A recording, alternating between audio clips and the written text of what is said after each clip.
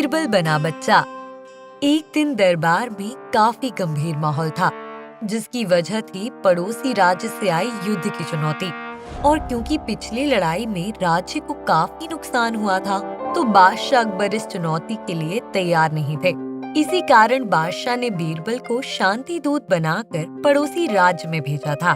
तय समय के अनुसार बीरबल को पिछली रात्रि ही अपने घर लौट आना चाहिए था और आज सवेरे दरबार में आकर अपना संदेश सबको बताना था। परंतु अब तो कड़कती दोपहर हो चुकी थी और अब तक बीरबल का कोई पता न था। पता नहीं बीरबल कहाँ फंस गया है। हमारा तो जी मचल रहा है, कहीं दुश्मन राज्य ने उनके साथ कुछ उल्टा सीधा तो नहीं कर दिया। नहीं नहीं हुजूर, मेरी जानकारी के अनुसार बीरबल कल रात ही अपने घर सुरक्षित पहुंच गया था, पर लगता है उसे हम सबके समय की, आपकी और तो और इस महान राज्य की कोई फिक्र नहीं, इसलिए तो अब तक दरबार आया नहीं। लगता है वो सो रहा है। ये सुन बादशाह गुस्से से तिलमिला उठे। क्या यह राज्य पर इतना बड़ा खतरा मंडरा रहा है और वो जनाब बेफिक्र सो रहा है? सिपाहियों, अभी के अभी बीरबल को उठा लाओ। आज तो हम उसे ऐसी सजा देंगे कि वो फिर कभी नींद में भी सोने का सोच नहीं सकता। ये सुन तो जैसे शातिर मंत्री खुशी से फूले ना समाये। ये राज्य भले बच जाए, पर बीरबल नहीं बचेगा। और उसी वक्त बीरबल दौड़ते हुए दरबार में आए, जिसे देख सभी चौंक गए और ये सोचने लगे कि कोई बुरी खबर तो नहीं। बीरबल, ये कोई समय है आने का? खैर, इस विषय पर हम बाद में चर्चा करेंगे। पहले ये बताओ, हमारे शांति प्रस्ताव को दुश्मन राज्य ने स्वीकारा या नहीं? जी महाराज, मेरे समझाने पर पड़ोसी राज्य शांति बनाए रखने के लिए मान गए हैं। ये सुन बादशाह अकबर और सारे दरबारियों ने राहत की सांस ली। पर एक व्यक्ति अभी भी खुश नहीं था। वो थे हमारे शातिर मंत्री। माना कि राज्य पर मुसीबत टल गई है, पर तुमने तो हमें तनाव में डाल ही दिया था बीरबल। तुम्हें ये खबर पहुंचाने में इतनी देर नहीं करनी थी। ये दरबार और बादशाह हुजूरत की तौहीन है। ये सुन बादशाह अपनी खुशी छोड़ गुस्से से बोले। मुख्यमंत्री जी बिल्कुल सही कह रहे हैं। बीरबल, तुम्हें पता है कि हम सब यहाँ मुर्गे की मांग देने से भी पहले से मौजूद है। अब दोपहर होने आई है और तुम अब भागते हुए आ रहे हो। क्षमा चाहता हूँ महाराज, मेरे पास बहुत ही ठोस कारण है। कृपया मुझे समझाने का मौका दीजिए। एक ही मौका बीरबल, वरना हम तुम्हें ऐसी सजा देंगे कि तुम हमेशा के लिए यूं ही भागते रहोगे। इस पर बीरबल बोले। महाराज, तय कार्यक्रम के अनुसार मैं सवेरे जल्दी उठकर तैयार होकर दरबार आने के लिए निकल ही रहा था कि तब मेरा छोटा बेटा अपनी नींद से उठ के रोने लगा।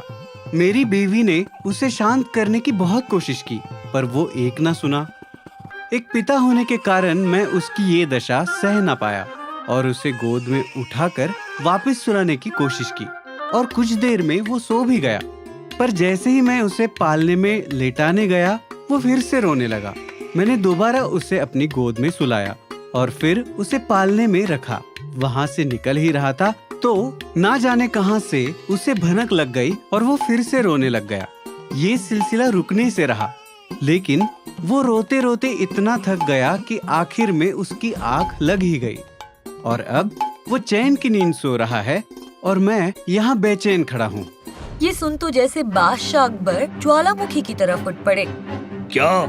तो तुम्हारे मुताबिक तुम दुश्मन राज्यों को समझा पाए, पर अपने बच्चों को नहीं। अरे कितना मुश्किल होता है किसी बच्चों को समझाना। एक चाटा लगा दो और वो सब समझ जाते हैं। क्षमा कीजिए महाराज, पर यूं बच्चों पर हाथ उठाकर समझाना उचित नहीं। उससे उनके मन पर गहरा असर पड़ सकता है, इसलिए हमें धैर्य से काम लेना चाहिए। सीधे क्यों नहीं कहते कि तुम्हें बच्चा संभालना आता ही नहीं? तुम एक काम करो, कहीं से कोई जिद्दी बच्चे को लाओ, हम तुम्हें सिखाते हैं उसे कैसे चुप कराया जाता है। इस पर बीरबल ने विचार किया। लगता है महाराज को मेरी बातों पर विश्वास नहीं हो रहा। इन्हें किसी भी हाल में विश्वास दिलाना ही होगा, वरना उनका मुझ पर से विश्वास कम हो जाएगा।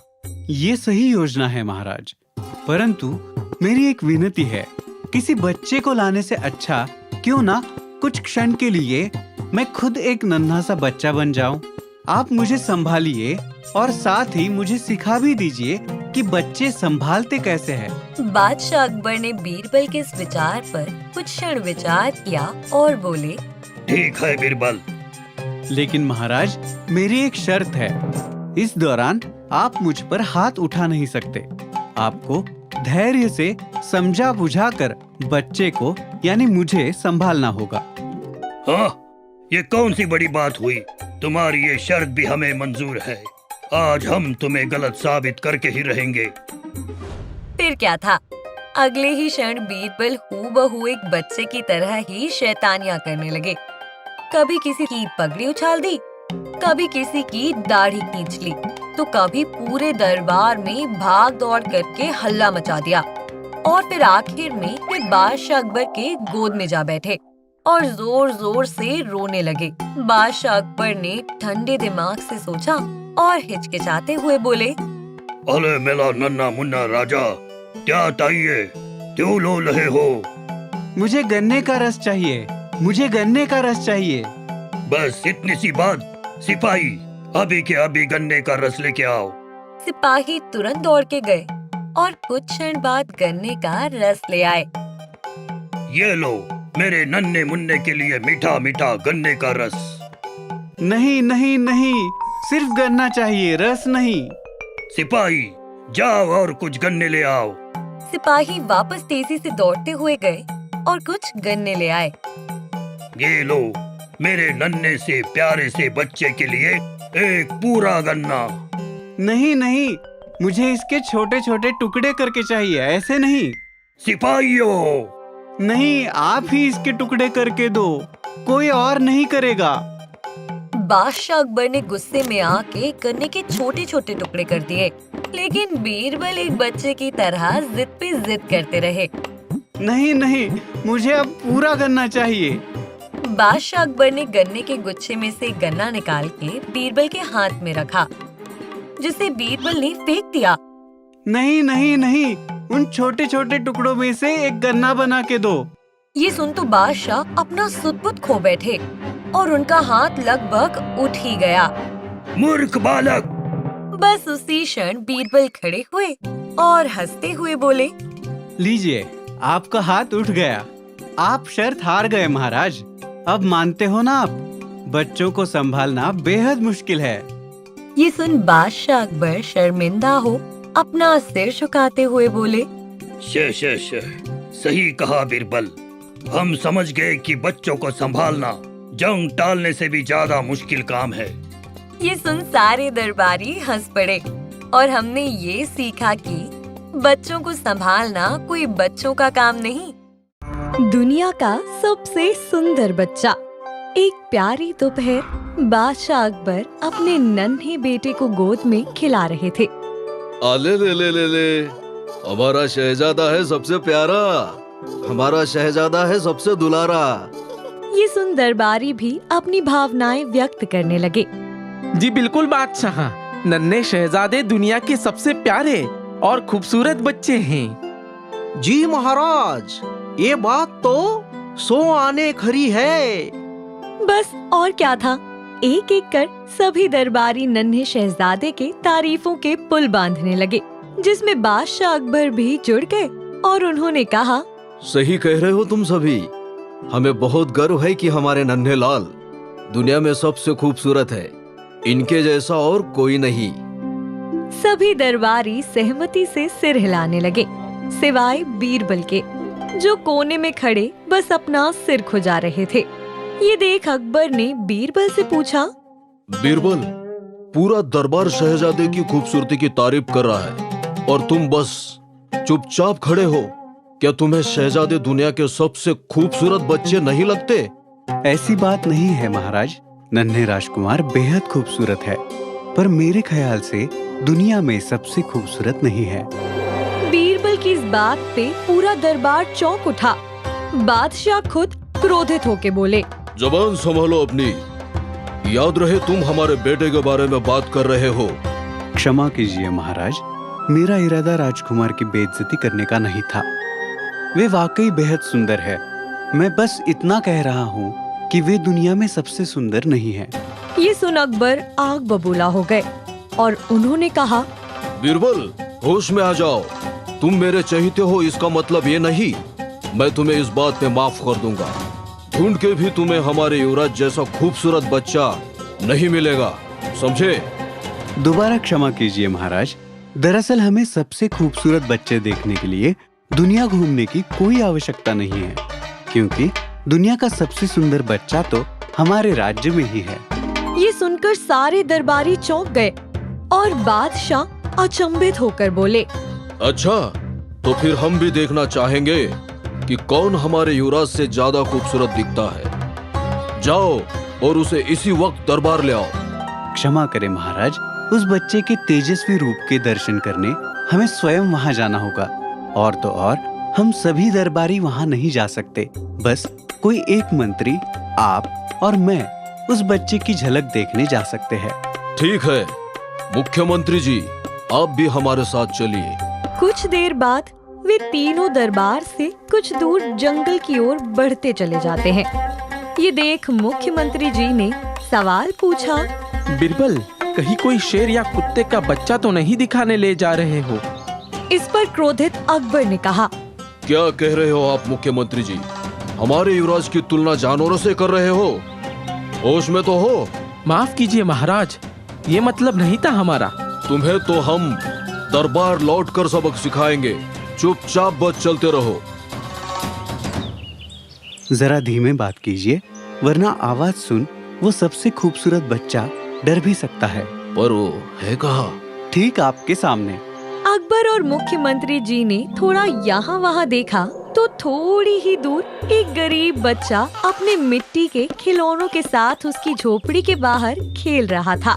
अकबर वो देख गुस्से से लाल हो गए और बोले, ये तुम्हें कहाँ से ये जंगली बच्चा हमारे युवराज से ज्यादा खूबसूरत लग रहा है? इतने दूर हम पैदल इसे देखने आए। इससे बेहतर तो हम अपने बाग में खरगोश के बच्चे देख लेते। वह इस जंगली बालक से बहुत ज्यादा खूबसूरत है। ये बात झोपड़ी के भीतर खाना बनाती उस बच्चे की माँ के कानों पर पड़ी और वे तुरंत बाहर आ गईं। उस माँ ने अपने बच्चे को गोद में लिया और गुस्से से कहा, अरे अरे, तुम होते कौन हो मेरे बच्चे के बारे में ये कहने वाले? माना कि वो बेचारा बोल सुन नहीं सकता और गरीबी के कारण हम उसे पेट भर खाना नहीं खिला सकते, पर मेरे लिए मेरा बच्चा दुनिया का सबसे सुंदर बच्चा है। ये सुन बादशाह अकबर बहुत भावुक हो गए और उनका सिर नीचे झुक गया। उन्होंने बीरबल की ओर देखा और कहा, बीरबल, हम तुम्हारी बात समझ गए। तुम हमें यही समझाना चाहते थे ना कि हर एक बच्चा अपने माँ बाप के लिए दुनिया का सबसे खूबसूरत बच्चा होता है।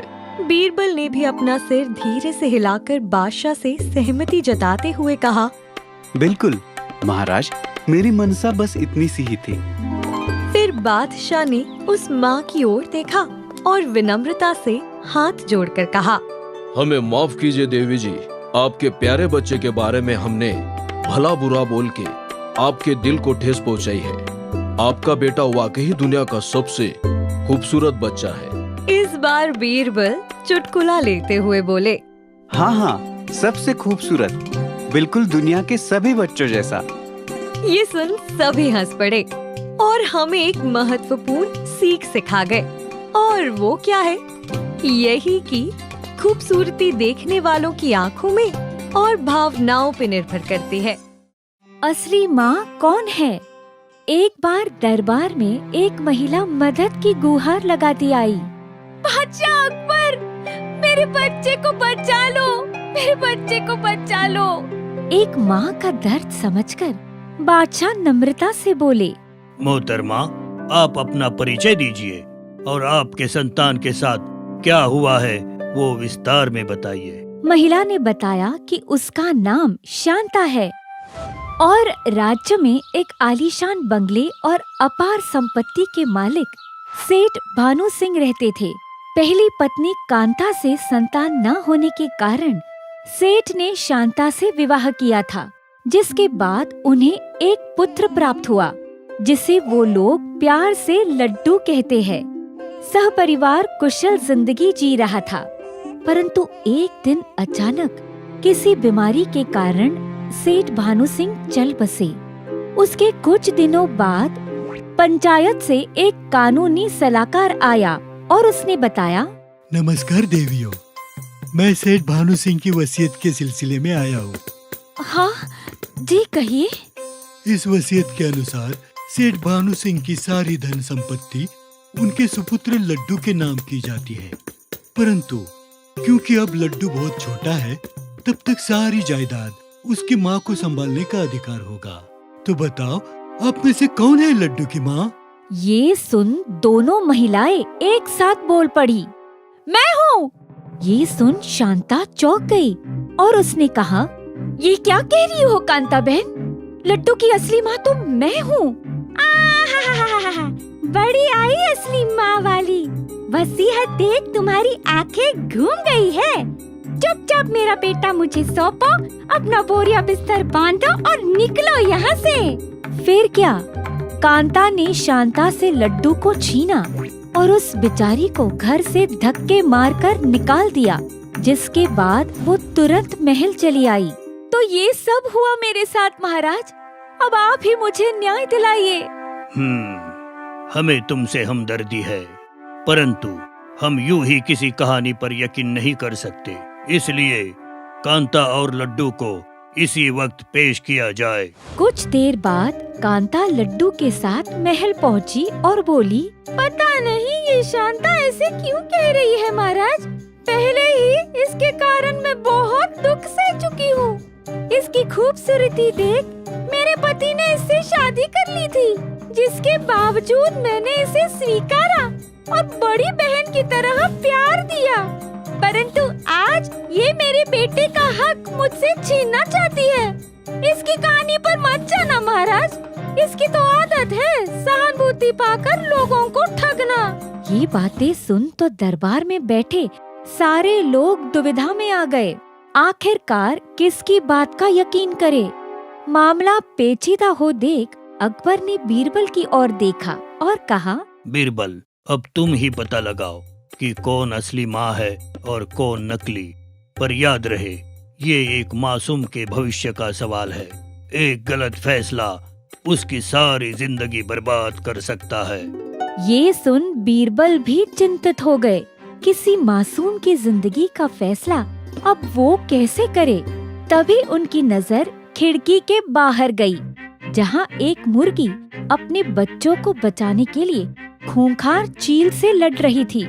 ये देख बीरबल बोले, इस समस्या का समाधान हम नहीं, खुद माँ की ताकत करेगी। क्या मतलब? कहा जाता है ममता से बलवान इस दुनिया में कुछ नहीं है। तो लड्डू किसका बेटा है, उसका फैसला इन दोनों की ममता की शक्ति जांच कर होगा। वो कैसे? उसके लिए हमें आंगन में चलना होगा। जैसे ही सब आंगन में पहुँचे, बीरबल ने जमीन पर एक बड़ा सा गोलाकार बनाया और लड्डू को उसके बीच में लाकर बिठा दिया। अब आप दोनों लड्डू के दाएं और बाएं जाकर खड़े हो जाओ और उसका एक एक हाथ पकड़कर अपनी अपनी ओर खींचे। जिसकी ममता की शक्ति जीत जाएगी, लड्डू उसी का संतान होगा। आदेश अनुसार वो दोनों मासूम बच्चे के पास गई और उसका एक एक हाथ पकड़ लिया। और अब खींचो। फिर क्या, दोनों महिला अपनी पूरी ताकत से बच्चे को अपनी ओर खींचने लगी, परंतु इसके कारण उस मासूम को काफी दर्द होने लगा और वो रोने लगा। शांता से उसका ये दर्द सहा नहीं गया और उसने तुरंत लड्डू का हाथ छोड़ दिया और वो कांता की ओर खींचा चला गया। मैं जीत गई, मैं जीत गई। कहा था ना, लड्डू मेरा ही बेटा है। शांता वहाँ सिर झुकाए खड़ी रही। उसकी आंखों से आंसू बहने लगे। वो जानती थी कि उसने लड्डू को हमेशा के लिए खो दिया है। तो जैसे कि हम देख सकते हैं, ममता की शक्ति जीत गई और लड्डू की असली माँ मिल गई, जो है शांता। ये सुन तो सभी चौंक पड़े और कांता बोली, अरे वाह वाह वाह, तुमने देखा नहीं लड्डू को मैंने खींचा है, तो मैं ही जीती ना। दरअसल शर्त ये नहीं थी कि ताकतवर माँ कौन है, शर्त ये थी कि किसकी ममता में ज्यादा ताकत है। जब तुम दोनों बच्चे को खींच रही थी तब उसे बेहद दर्द हो रहा था, और एक अच्छी माँ अपने बच्चों को यूं तकलीफ में कभी नहीं देख सकती, भले ही उसके लिए उसे अपना सब कुछ दांव पर लगाना क्यों ना पड़े। इसलिए शांता ने लड्डू का हाथ छोड़ दिया, जिससे ये साबित होता है कि उनकी ममता जीत गई और वही लड्डू की असली माँ है। ये सुन कांता का सिर शर्म से झुक गया और उसने अपनी गलती के लिए माफी मांगी। इस गलती के लिए माफी नहीं, सजा मिलनी चाहिए। क्षमा कीजिए महाराज, कृपया कांता बहन को माफ कर दीजिए। भले ही आज उनसे ये गलती हो गई हो, पर उन्होंने इससे पहले मुझे और मेरे बेटे को कोई तकलीफ नहीं पहुंचाई है। आशा करती हूँ हम दोनों लड्डू को एक साथ लाड़ प्यार से बड़ा कर सकेंगे। ये सुन कांता रो पड़ी और उसने वादा किया वो सब एक साथ खुशहाली से रहेंगे। और हमने ये सीखा कि ममता से बड़ी ताकत इस दुनिया में और कोई नहीं है। शातिर की चोरी। एक शाम शातिर मंत्री अपने घर में आराम फरमा रहे थे और तब अचानक उनकी बेगम नाजिया वहाँ आई और उनसे पूछा, ए जी सुनते हो, याद है हम पिछले हफ्ते शाही दरबार की दावत में गए थे और वहाँ हमने शाही भिंडी मुसल्लम खाया था। कैसे भूल सकता हूँ, तुमने भूलने का मौका ही कहाँ दिया। जी बिल्कुल, वो था ही इतना स्वादिष्ट। तो क्यों ना तुम शाही रसोई से वो शाही भिंडी ले लो, मेरा वो खाने का बहुत मन हो रहा है। हाँ, बात तो सही है। महल में आने वाली भिंडी का स्वाद हमारे बाजार में मिलने वाली भिंडी से बहुत स्वादिष्ट था। मैं अभी जाके लेके आता हूँ। फिर क्या, बिना वक्त गवाए शातिर मंत्री तुरंत वहाँ से दौड़े और पहुँच गए शाही रसोई में, जहाँ इत्तेफाक से मुख्य बावर्ची भिंडी ही बनाने की तैयारी कर रहा था। कैसे हो बाबा बावर्ची, खाना पीना हुआ या नहीं? अरे मियाँ, काम क्या है वो बताओ, खामखा वक्त जाया मत करो। आज बादशाह ने फिर से भिंडी मुसल्लम खाने की इच्छा जताई है। ओहो, तो मतलब रसोई में भिंडी बहुत सारी होगी आज। क्या तुम मुझे थोड़ी सी दे सकते हो? अरे हरगिज नहीं दे सकता। बादशाह के अनुमति के बिना इस रसोई घर से एक कड़ी पत्ता तक नहीं हिलता। तो भिंडी क्या चीज है भाई? और बादशाह किसी जरूरी काम से बीरबल के साथ पड़ोसी राज्य गए हैं, सीधे रात के खाने के वक्त ही लौटेंगे। अरे मगर सिर्फ थोड़ी सी भिंडी की तो बात है। अरे अब तुम यहाँ से जाते हो या सिपाहियों को कहकर धक्के मारकर निकलवाऊं? याद रहे तुम होगे मुख्यमंत्री, पर इस रसोई का मुख्य बावर्ची मैं हूँ। हाँ, ठीक है, ज्यादा उछलो मत। इस बावर्ची की तो मैं चटनी बना कर ही रहूंगा। क्या तुम्हें भिंडी नहीं मिली? मैंने कोशिश तो की, पर मैं कुछ नहीं जानती, मुझे शाही भिंडी खानी है बस, वरना आज रात भूखे सोने की तैयारी कर लो। हाँ। अरे बाप रे, अब क्या करूं? शातिर मंत्री ने इस पर कुछ सोच विचार किया और तभी उनका बेटा वहाँ से गुजरते हुए बोला, अब्बू, मैं तख्त पे तोने डाला हूँ, ताना बनते ही उतार देना। ये कहकर वो सीढ़ियाँ चढ़ वहाँ से निकल गया और शातिर मंत्री के शातिर दिमाग में आई एक शातिर योजना। वो कहते हैं ना, सीधी उंगली से घी ना निकले तो उंगली टेढ़ी कर लेनी चाहिए। अब मैं भिंडी तो लाऊंगा ही, पर साथ ही साथ उस बाबा बावर्ची की भी छुट्टी करवाऊंगा। फिर क्या, शातिर मंत्री अपना भेष बदलकर दरबार पहुँचे और एक सिपाही से कहा, अरे सुनो, मैं पड़ोसी राज्य से आया हूँ। आपके बादशाह वही है और उन्होंने एक संदेशा भेजा है कि वो आज भिंडी मुसल्लम नहीं खाना चाहते, बल्कि वड़ा पाव खाएंगे। तो ये बात मुख्य बावर्ची को बताना मत भूलना। उस सिपाही ने ठीक वही किया। जिसे सुन बाबा बावर्ची तो हड़बड़ा गया। अरे ये क्या, रसोई में तो पाव बनाने का सामान खत्म हो गया है। हमें जल्दी बाजार से सब लाना होगा, चलो। जैसे ही वो दोनों वहाँ से निकले, खिड़की के रास्ते से शातिर मंत्री कूदे और तुरंत गए भिंडी के पास। वाह शातिरुद्दीन, तुम्हारी अक्लमंदी का कोई जवाब नहीं। कुछ देर बाद शातिर मंत्री अपने घर पहुँचे। ये लो, जितनी उम्मीद की थी उससे कहीं ज्यादा भिंडी है। तुम भी क्या याद रखोगी? हाँ हाँ ठीक है, अब जाकर छोटू को जगाओ। उसके खाए बिना मेरे मुंह से एक निवाला नहीं जाएगा, और तुम्हारे गले से तो मैं पानी की बूंद भी जाने नहीं दूंगी। वो तो मैं भी जानता हूँ, और ये भी जानता हूँ कि अगर किसी ने उससे पूछा कि खाने में क्या खाया था तो वो सच उगल देगा। इसलिए अब एक ही रास्ता बचा है। और फिर शातिर मंत्री दबे पांव उनके बेटे के पास पहुँचे और उसके ऊपर एक बाल्टी पानी डाल दिया, जिससे वो बच्चा अचानक डरकर उठ गया। क्या हुआ? क्या हुआ? अरे जल्दी चलो बेटा, बारिश हो रही है, तेज बारिश। ये सुन बच्चा वहाँ से भीतर भागा और शातिर मंत्री ने अपने आप से कहा, अब बस यही उम्मीद है कि तीर निशाने पर लग जाए। कुछ देर बाद बाबा बावर्ची ने बादशाह के सामने खाने का ढक्कन हटाया तो बादशाह दंग रह गए। ये क्या, वड़ा पाव? हमने तो तुमसे भिंडी मुसल्लम बनाने को कहा था, ये क्या बवाल बना दिए हो? पर आप ही ने तो संदेशा भेजा था जिल्लेलाही। क्या बकवास कर रहे हो? हमें और भूख बर्दाश्त नहीं हो रही। जल्द से जल्द भिंडी बना लाओ, वरना तुम्हारी नौकरी गई। ये सुन तो बावर्ची वहाँ से दौड़ा, पर जैसे ही वो रसोई घर पहुँचा तो देखा कि भिंडी वहाँ से गायब थी। वो समझ गया कि इसके पीछे किसका हाथ होगा। शातिरुद्दीन, तुम तो गए काम से। क्या तुमने सोच भी कैसे लिया कि मैं चोरी जैसी घटिया हरकत कर सकता हूँ? बादशाह महान, ये बाबा मुझसे जलता है और कुछ नहीं। झूठ मत बोलो, तुम ही मुझसे भिंडी मांगने आए थे ना, और उसके बाद ही भिंडी गायब कैसे हो गई? तुम जरूर उसे घर ले गए होंगे। इतना ही है तो मेरे घर वालों को बुलाकर पूछ क्यों नहीं लेते कि उन्होंने आज खाने में क्या खाया था?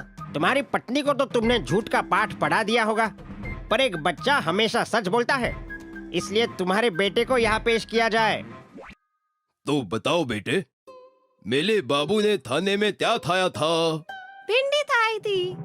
ये तुन के, मेरा मतलब ये सुन तो सब चौंक गए और बाबा बोले, देखा, मैंने कहा था ना, अब सब साफ हो चुका है। कुछ साफ नहीं हुआ। हो सकता है इसने भिंडी सपने में खाई हो। बादशाह, मेरी आपसे दरख्वास्त है कि आप मेरे बेटे से उसके दिनचर्या के बारे में पूछें। जरूर। तो बेटे बताओ, आज तुमने क्या क्या किया?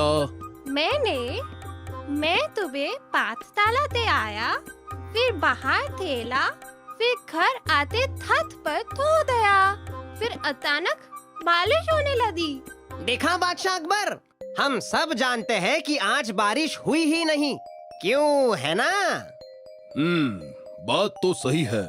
ये सुन दरबार में चहल पहल होने लगी और बावर्ची को समझ नहीं आ रहा था कि अब वो क्या बोले। तो बस जैसे मेरे बेटे ने सपने में बारिश देखी, ठीक उसी प्रकार वो सपने में भिंडी भी खा गया होगा। आप इस बावर्ची की बात पर यकीन मत कीजिए, इसे कड़ी से कड़ी सजा दीजिए। ठीक कह रहे हो मंत्री जी। शाही रसोई में किसी भी प्रकार की लापरवाही जानलेवा हो सकती है, इसलिए बाबा बावर्ची को इसी वक्त बर्खास्त किया जाता है। ये सुन तो बावर्ची जैसे ठंडा ही पड़ गया और उसकी आंखें अश्रु से भर आई और शातिर के मन में तो लड्डू फूटने लगे। चलो, सांप भी मर गया और लाठी भी नहीं टूटी। उनकी ये हरकत बीरबल ने भांप ली। वो समझ गए कि इसमें जरूर मंत्री जी की कोई साजिश है और वो किसी बेगुनाह के साथ नाइंसाफी होने नहीं दे सकते थे। वो तुरंत उठे और बोले, ठहरिए महाराज, जिसे इंसाफ देना चाहिए उसे दंड कैसे दे सकते हैं आप? क्या मतलब? वो दरअसल मैंने ही बावर्ची को भिंडी बनाने से मना किया था। ऐसे क्यों? ये सुन तो बावर्ची ने पहले अपना सिर खुजाया, फिर बीरबल ने उन्हें निश्चिंत रहने का इशारा किया। हाँ हाँ, शाम को बीरबल का संदेशा भी आया था। पर तुमने ऐसे क्यों किया बीरबल? वो दरअसल मैं आपको बताना ही भूल गया था कि इस बार 7 समुंदर पार से जो भिंडी आई है उसमें जहरीली फफूंद लग गई है। क्या? क्या? हाँ, वो मैंने इनसे कहा था कि उसे फेंक देना, क्या पता उसे खाकर किसी की तबीयत कब बिगड़ जाए, और तो और बच्चों के लिए वो भिंडी घातक साबित हो सकती है। अरे रे रे, मैं अपने बच्चे को कुछ नहीं होने दूंगा। जल्दी से कोई वैद्य को बुलाइए, जल्दी से, इससे पहले वो भिंडी अपना असर कर जाए। जल्दी कोई जाओ। अरे नहीं, इसका मतलब तुमने वो भिंडी खाई? हाँ, मैंने ही वो रसोई घर से चुराई थी। अब मुंह क्या देख रहे हो? वैद्य जी को बुलाओ, जाओ। चिंता मत करो, तुम सब ठीक हो। हाँ, पर आपकी नियत ठीक नहीं मंत्री जी। क्या मतलब? मैंने बस आपसे सच उगलवाने के लिए फफूंद का बहाना बनाया था और आपने सच उगल दिया। मंत्री जी, भिंडी चोरी करते हुए आपको शर्म नहीं आई? मुझे माफ कर दीजिए बादशाह, मेरी बीवी का आदेश था, उसे किसी भी हाल में भिंडी खानी थी। मैंने बावर्ची से मांगी तो उसने सख्त मना कर दिया। मेरे पास और कोई उपाय नहीं था बादशाह महान, मुझे माफ कर दीजिए। बीवी का आदेश तो हम भी नहीं टाल सकते, पर क्योंकि तुमने गलती की है तो सजा के तौर पर 1 महीने तक तुम रसोई घर में सब्जियां काटोगे। क्या? ये सुन तो शातिर मंत्री के होश ही उड़ गए।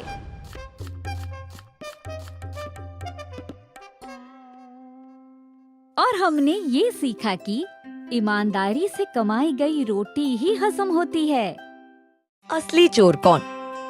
एक घनी रात में सोनसेन नाम का सोना व्यापारी पैसों की बोरी लिए दबे पांव सहमा हुआ सा जंगल के रास्ते से गुजर रहा था।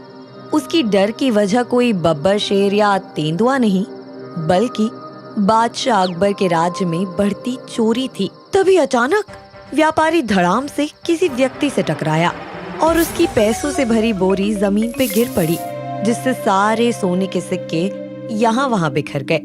दूसरा व्यक्ति इतने सिक्के देख अचंभित हो गया और तुरंत वहाँ से सिक्के समेटने में व्यापारी की मदद करने लगा और उससे पूछा, माफ कीजिए, पर आप इतने घबराए क्यों हैं हुजूर?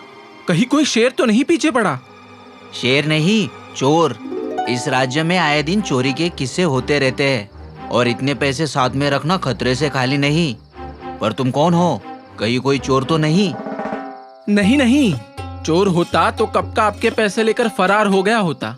मैं तो केवल एक पर्यटक हूँ जो इस घनी रात में सर छुपाने के लिए एक छत ढूंढ रहा हूँ। पर तभी आपको काफी चिंतित देखा। अगर आप कहीं अकेले जाने में घबरा रहे हो तो क्यों ना मैं आपको ठिकाने लगाऊं। क्या मतलब? मेरा मतलब आपको आपके ठिकाने तक छोड़ आऊं। व्यापारी ने इस पे काफी सोच विचार किया, पर कोई और उपाय ना होने के कारण व्यापारी ने ये जोखिम उठाना ही सही समझा और उस पर्यटक को साथ चलने को कहा। पूरे रास्ते व्यापारी उस पर्यटक के हाव भाव को टटोलता रहा, ये सोचकर कि कहीं ये वो चोर तो नहीं। पर कुछ देर बाद वे सुरक्षित व्यापारी के घर पहुंच गए, जहां 2 सिपाही पहले से पहरा दे रहे थे।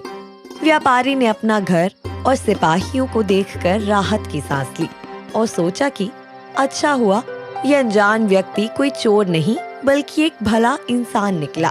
तभी पर्यटक बोला, चलो आपकी मंजिल तो आ गई, अब मैं अपने रास्ते निकलता हूँ। तुम्हारा बहुत बहुत शुक्रिया, पर इतने रात गए तुम कहाँ जाओगे? एक काम करो, तुम आज रात यही रुक जाओ। तुमने मेरी इतनी मदद की तो अब मुझे भी सेवा का मौका दो। ये सुन उस पर्यटक को काफी खुशी हुई और उसने धन्यवाद करते हुए उस व्यापारी के आमंत्रण को तुरंत स्वीकार कर लिया। पर्यटक और व्यापारी दोनों घर के अंदर प्रवेश कर ही रहे होते हैं कि उन्हें अकबर के सेनापति दिख जाते हैं। व्यापारी उसे अपने पास बुलाता है और पूछता है, अरे सुनो, वो नए सिपाही का इंतजाम करने को कहा था, वो हुआ कि नहीं? जी हुजूर, ये दोनों ही है आपके नए सिपाही।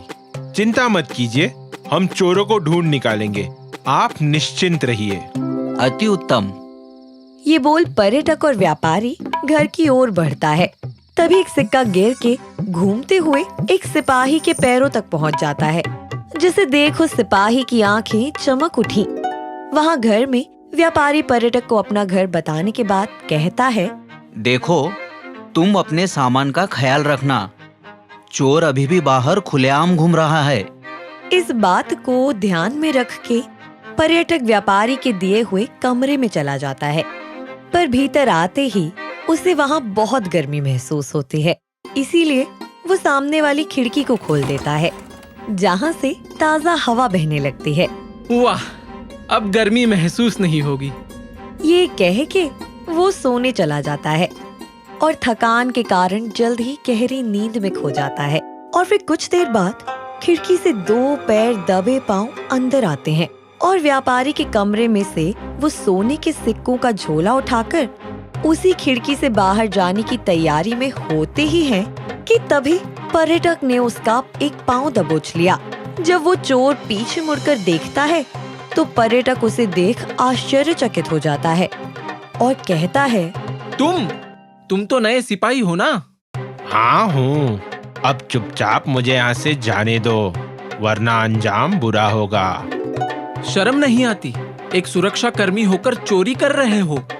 देखो, मुझे जाने दो, मैं तुम्हें चुराए हुए सामान से आधा हिस्सा दे दूंगा। मुझे कोई हिस्सा नहीं चाहिए। चलो, तुम्हें अभी व्यापारी के पास लेके जाता हूँ। पर्यटक उसे खींचकर घर के बीचों बीच लाकर खड़ा करने वाला ही होता है कि उतने में सिपाही सिक्कों का झोला पर्यटक के ऊपर फेंक के उसके हाथ पकड़ लेता है और जोर से चोर चोर चिल्लाने लगता है। ये सुन घर के सारे नौकर व्यापारी सहित वहाँ इकट्ठा हो जाते हैं। ये सब क्या चल रहा है? तुमने हमारे मेहमान को ऐसे क्यों पकड़ा है? मालिक, इन्होंने चोरी की है। नहीं व्यापारी जी, ये झूठ बोल रहा है, बल्कि चोर ये है। देखिए मालिक, इनके हाथ में वही झोला है जो आप आज लेके आए थे। इतना ही नहीं तो इनके कमरे की खिड़कियां और दरवाजे खुले के खुले ही हैं। ये खिड़कियों से बाहर ही निकलने वाले थे कि मैंने तुरंत उन्हें पकड़ लिया। इस विश्वासघात से व्यापारी काफी क्रोधित हो गए और बोले, क्या? तो आखिर ये चोर ही निकला? इसका मतलब मदद करना तो बस इसका ढोंग था। इसे अभी के अभी दरबार में महाराज के सामने सजा देने के लिए ले जाओ। लेकिन हुजूर, सिपाही शैतानी मुस्कान देते हुए पर्यटक को खींचते हुए वहाँ से ले चला और दरबार ले आया, जहाँ भोर सुबह के बावजूद बादशाह अकबर अपने मंत्रिमंडल के साथ इस समस्या का निवारण करने आए। दरबार में घुसते ही व्यापारी और पर्यटक की तू-तू मैं शुरू हो गई। उस पर अकबर ने दोनों को शांति से बात समझाने का आदेश दिया और वो सुन अकबर चौंक गए और इस पर विचार करने लगे और बोले, ये तो बड़ी उलझन हो गई, पर कानून के अनुसार तुम्हें अपने आप को बेगुनाह साबित करने का मौका अवश्य दिया जाएगा और तुम काफी खुशनसीब हो। मेरे दरबार का सबसे चालाक और अक्लमंद मंत्री एक लंबी छुट्टी के बाद वापस लौट आया है। सिपाहियों, बीरबल इस वक्त जिस भी हालत में हो उससे अभी हाजिर किया जाए।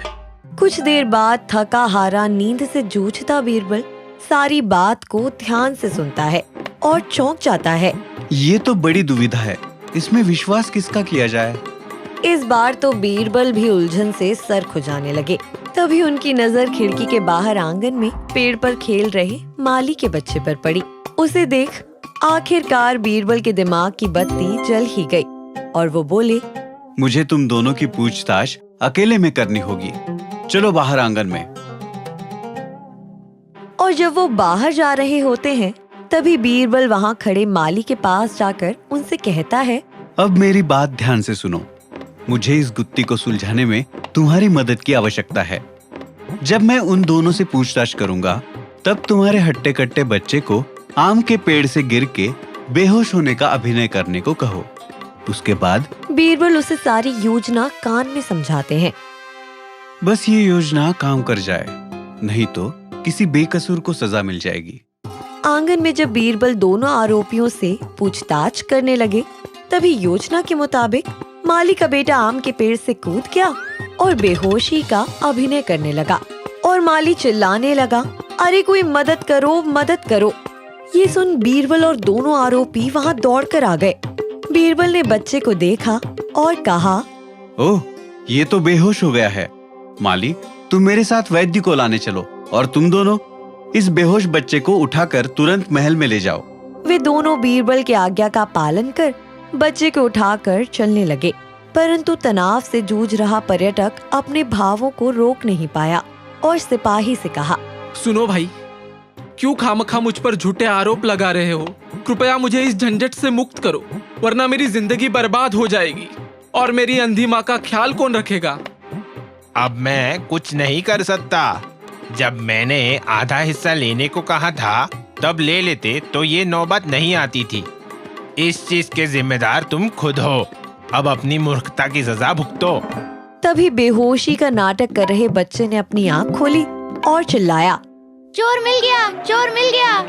बीरबल उसी वक्त कुछ सिपाहियों के साथ दौड़कर आया और बच्चे को शाबाशी देते हुए कहा, शाबाश बेटा, तो बताओ तुमने क्या सुना?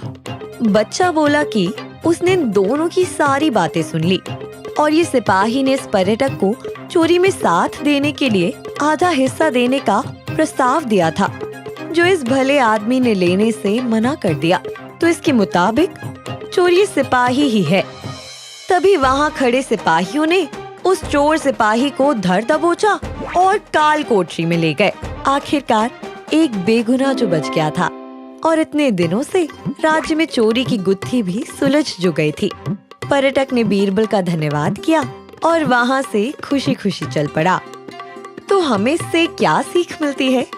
यही कि सच कभी नहीं छुपता और बुरे काम का नतीजा बुरा ही होता है।